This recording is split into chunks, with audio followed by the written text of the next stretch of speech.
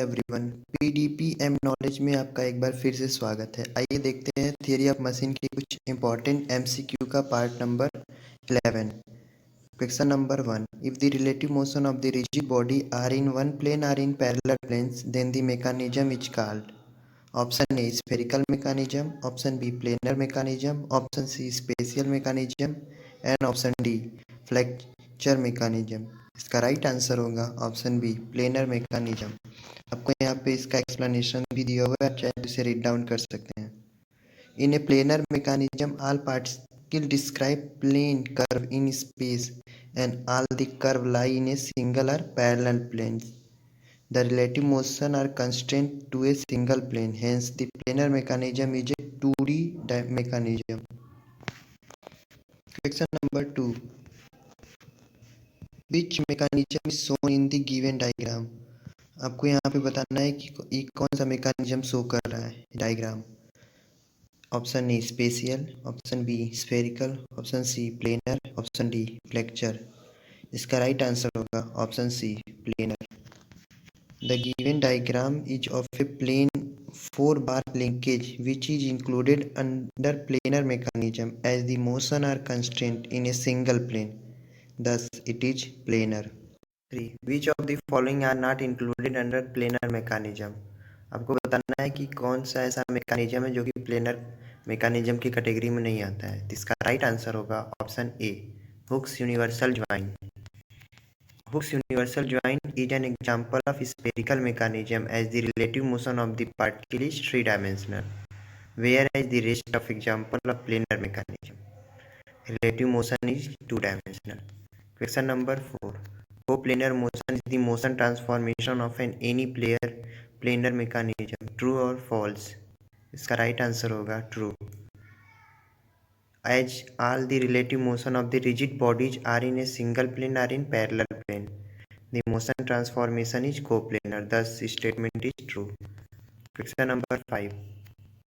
In a mechanical system, if the bodies move in a way such that trajectories of point in the system lie on concentric sphere, then the mechanism is called option A spatial mechanism, option B flexure mechanism, option C planar mechanism and option D spherical mechanism.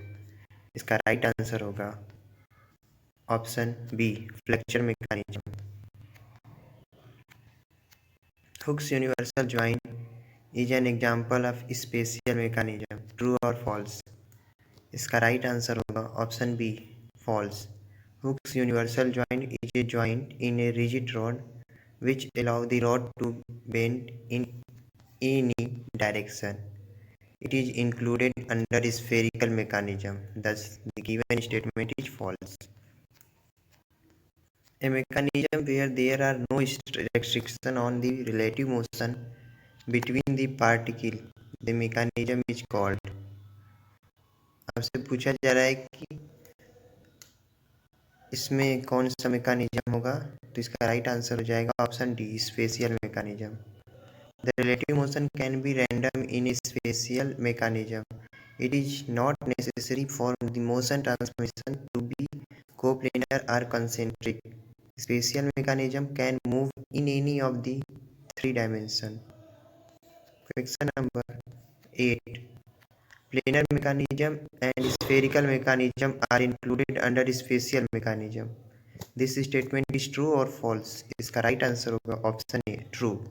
The relative motion between particles can be the same as that of planar mechanism or spherical mechanism. Thus, planar and spherical mechanism are included under the spatial mechanism. Question number 9. Planar mechanism are dash dimensional whereas spatial mechanism are dash dimensional. आपसे इसमें पूछा जा रहा है कि planar mechanism में कितने dimension होते हैं और स्पेशियल मैकेनिज्म में कितने डायमेंशन होते हैं। तो इसका राइट आंसर हो जाएगा option C planar mechanism are 2 dimensional whereas spatial mechanism are 3 dimensional. Planar mechanism are restricted in a single plane and spatial mechanism has no such restriction. The relative motion between particle in a spatial mechanism is not in the same or parallel planes. Thus, planar mechanism are two-dimensional and spatial mechanism are three-dimensional. Number 10. A linkage containing a screw pair is an example of planar mechanism, spatial mechanism, flexure mechanism and spherical mechanism. इसका right answer होगा option B, spatial mechanism. Relative motion within a screw pair is helical. It is not constrained to one plane. Hence, a linkage containing a screw pair is an example of spatial mechanism. Question number 11. Mobility is different than the number of degree of freedom. True or false? इसका right answer होगा false. The mobility or number of degree of freedom of a rigid body is defined as the number of independent movement of the body. The number of parameters that must be controlled independently to get the device in a particular position is mobility. Mobility and number of degree of freedom are the same thing. Question number 12. According to Kurzbach criteria, the mobility of a rigid body is given by the formula. ये आपको formula दिया गया है. इसका right answer होगा option D, 3 times of n minus 1 minus 2j1 minus j2, where n number of links, j1 number of lower pair and j2 number of higher pair, and m equals to 3 times n minus 1 minus 2j1 minus j2, where m equals to mobility or degree of freedom. Question number 13. What is the equation of Graber criteria for plane mechanism with constrained motion? तो इसका right answer हो जाएगा option A, 3n minus 2j1 minus 4 equals to 0, where j1 equals to number of lower pair, small n equals to number of link. Question number 14. State the three-dimensional form of Kurzbach's criteria. Three dimension के लिए कुर्सबैक्स criteria आपको बताना है. तो इसका right answer हो जाएगा option B, 6 times of n minus 1 minus 5j1 minus 4j2 minus 3j3 minus 2j4 minus j5. It is also called as Kurzbach's criteria to determine the degree of freedom of a spatial mechanism. Question number 15. Find the mobility of the following 3 bar mechanism. आपको यहाँ पे mobility या degree of freedom find out करना है. तो इसका right answer हो जाएगा ऑप्शन सी, 0. हियर आपको एन यहाँ पे लिंक जो है 3 लिंक दिख रहे हैं, नंबर ऑफ लोअर पेयर भी 3 है और नंबर ऑफ हायर पेयर 0 है.